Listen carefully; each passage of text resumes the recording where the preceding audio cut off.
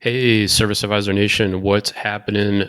Thank you for tuning into another episode of the AutoFix-Advisor Cast with your host, Michael Doherty.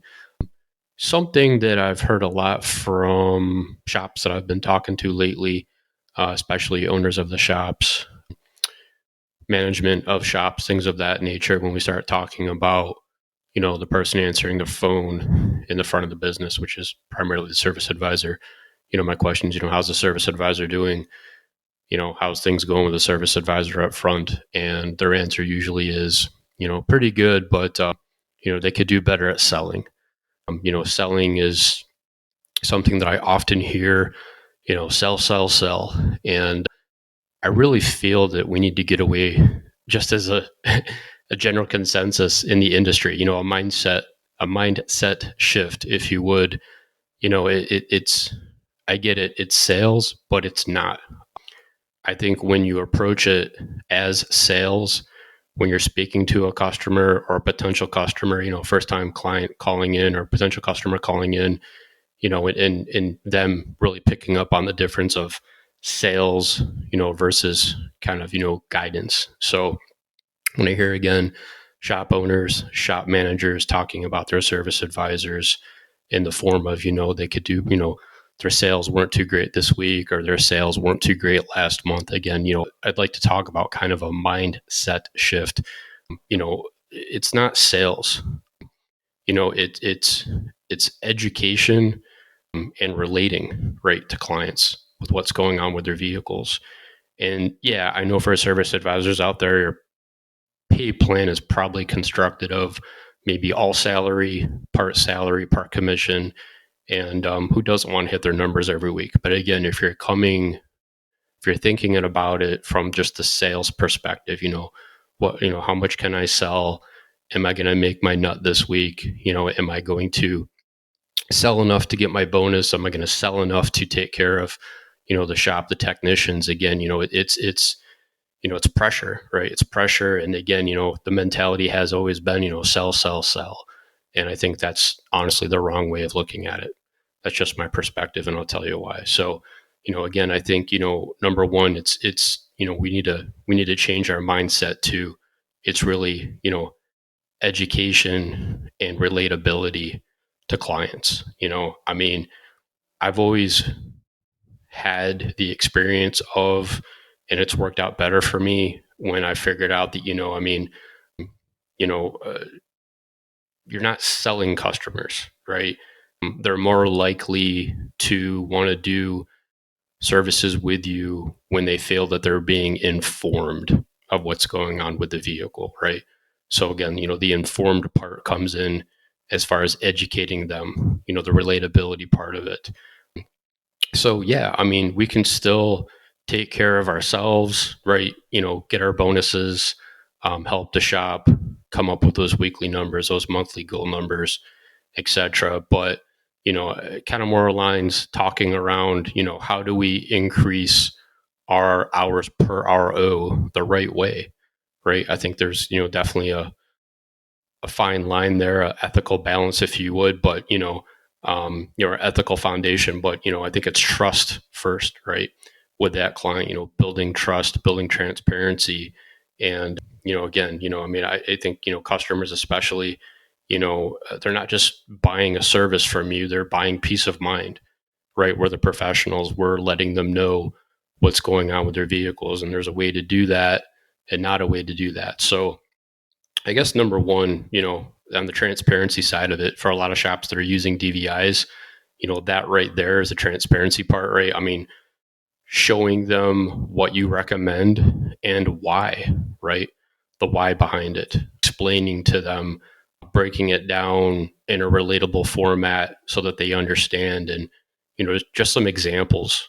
These are not all my examples, but kind of a little bit of research, and I think that'll help service advisors out there break things down a little bit more. And to be honest, not too long ago I was at a Jiffy Lube with my wife's vehicle getting a state inspection, just a state inspection. And here in North Carolina we have those emissions inspections. And when I was in the waiting area, they had someone at the front desk, and she had approached a customer and showed them, just a dirty air filter and literally just said, hey, do you want to replace this?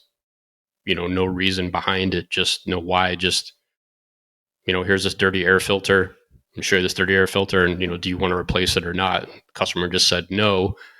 And when she walked back out to tell the technician no, the service advisor, or not the service advisor, the client turned to another person in the waiting lounge and said, every time I come here, they do that. They just, do you want to replace this? Do you want to replace that? So, some people understand automotive, some people don't on the client side, which is fine. But again, the education part of it, right? The transparency part of it. So, breaking it down, the relatability. So, for an engine air filter, a great way to explain that to somebody rather than just showing them a dirty air filter or a picture, a DVI of a dirty air filter, letting them know, right? The dirty air filter, it's like trying to breathe through a pillow, your engine's going to have to work harder, right? And that's the God's honest truth. Again, that customer is going to picture themselves and trying to breathe through a pillow, it doesn't work too well, So again, breaking it down in a way that they're going to understand, right? Cabin filters, I've always had the mental thought process of with a cabin filter explaining that, the cabin filter is like the filter in your home's HVAC system, right?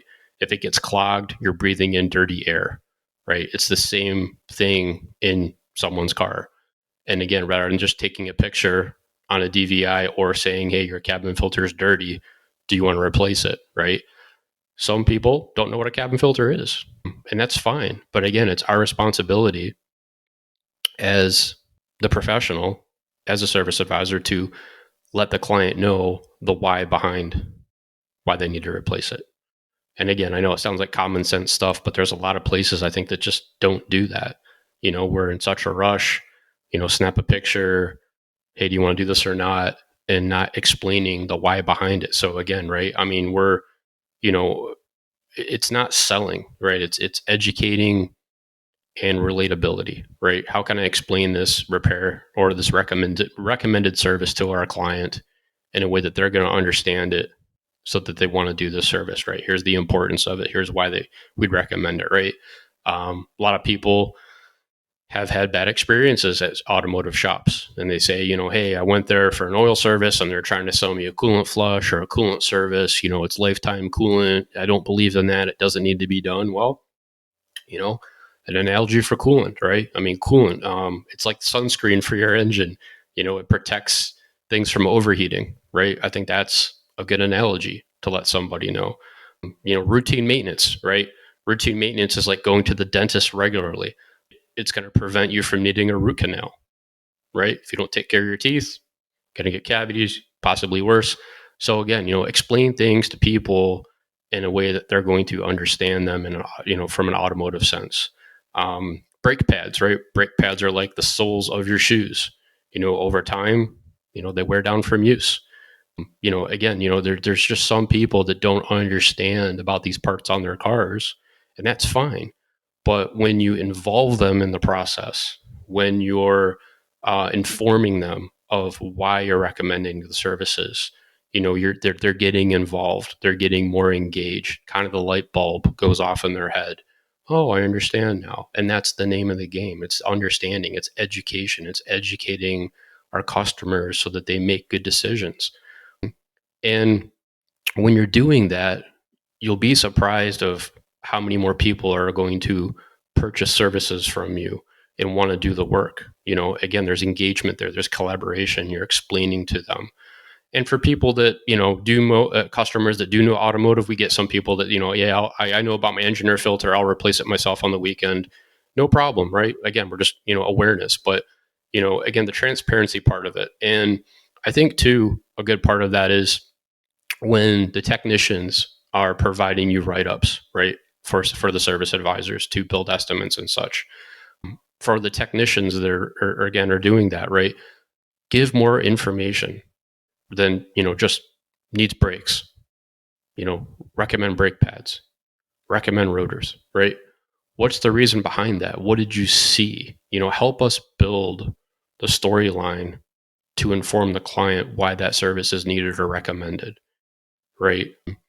Again, even if you're not doing DVIs, the verbiage, the the why behind it, right? It's communication in the shop and it's communication with the clients. But again, for the service advisors, really important to understand that it's approaching it with education and relating things to our customers so that they will understand why these services are needed. And also when you're building estimates, right? Prioritizing items. I've always been a big believer in we're going to first prioritize, safety and reliability items. Yeah, it'd be nice to, do those spark plugs. It'd be nice to, do those fluid services. But, are there any safety items that really need attention first? Prioritize it that way. Their primary concern, obviously, what the car came in for, or the vehicle came in for, number one, and then prioritizing, right? Safety, reliability, maintenance items, going kind of down a list, if you would. And then, don't hit them all at once. Sometimes there's a lot of stuff on that DVI or that write up from the technician. And, if you give them this laundry list of stuff, it's overwhelming for them. And they think that the car is just a bad car and they don't want to do anything. I'm going to get rid of this car. So again, it's how you explain it, the manner in which you're presenting the estimate to them. Again, prioritize their primary concern or concerns first, safety and reliability, but then maintenance, etc. But come up with a plan, right? And when you're talking to them about the estimate, let them know that, all these things don't have to be done at once. If you'd like to do them, we'd be happy to do that for you. But again, here's our plan of action, right? Make a recommendation. The customer. It's your customer. Their driving style, hopefully, or the car's going to tell you that, right? Their driving style, what's important to them, make the recommendations like it's, your family member. I can't emphasize that enough, right? Hey, mom or dad, you need brakes right now. Here's why. We need to flush the brakes. We need to do brake fluid service or brake fluid flush. Here's why, right? Package things together that make sense, right? Bundle things together, brake service, brake fluid flush, engine coolant service. And, again, if, you're, proactively, you can recommend other things well around that, especially if it's a European vehicle, right? Look at the, condition of the hoses, the belts, things of that nature, things that, are going to be upcoming problems based on similar mileage with other vehicles. Save them a headache, save them a return trip, but, come up with a plan of action. And when they see that you're proactively doing that, it shows that you care and that you're trying to help them out. So they, it's not I brought my car here for an oil service and now I've got this $5,000 estimate. I can't do all that. Take the time, prioritize the estimate, and go over it with them. And again, come up with a plan of action. These are the 5 primary things I'd recommend you do this service, Mr. or Mrs. Jones, and here is why. Here are the next 3 or 4 items that I'd recommend you do in the next 90 days if possible. And, after that, we can knock out these other things for you. But again, give them the options and be informative, right? Again, build the trust, build the transparency. Why does it matter? Why do you need to do it now? And, I think that's really important. I think a lot of places aren't doing that because they're so pressured to just, sell, sell, sell, right? We want to do, I think especially, for places that are coming in, yeah, we want to get the most vehicles in and out of the shop that we can. But you got to keep in mind, just going vehicle to vehicle to vehicle to vehicle isn't great. You want to slow down your process. You want to build more value with each vehicle that's in the shop. And what I mean by that is like, really focus on the task at hand, right? Are we taking care of that client? Are we doing the best we can? Are we giving the best write up? Because again, people aren't buying services, they're buying peace of mind. And when you're explaining it to them in that format and informing them and giving them buy-in on what's going on, you're going to find that your numbers are there at the end of the week. You're going to find that the numbers you need are there at the end of the month, at the end of the quarter. And don't feel as pressured to, again, sell, sell, sell. It's not a sales thing. It really isn't. I mean, it's, yeah, I've referred to in the past as client guided sales, and this falls in line with that. But again, it's education for the client and relatability, breaking things down so they understand why you're recommending it. And again, air filters, cabin filters, coolant, routine maintenance, brake pads, things of that nature. Again, build your estimates around that mindset, and just take a deep breath, right? Take a deep breath before you get on that phone call. Put your arms up, breathe in, talk to them, be human. you know you'll find that being genuine and delivering the information in that way so that the client feels informed, they're going to purchase more services from you because you're being like that.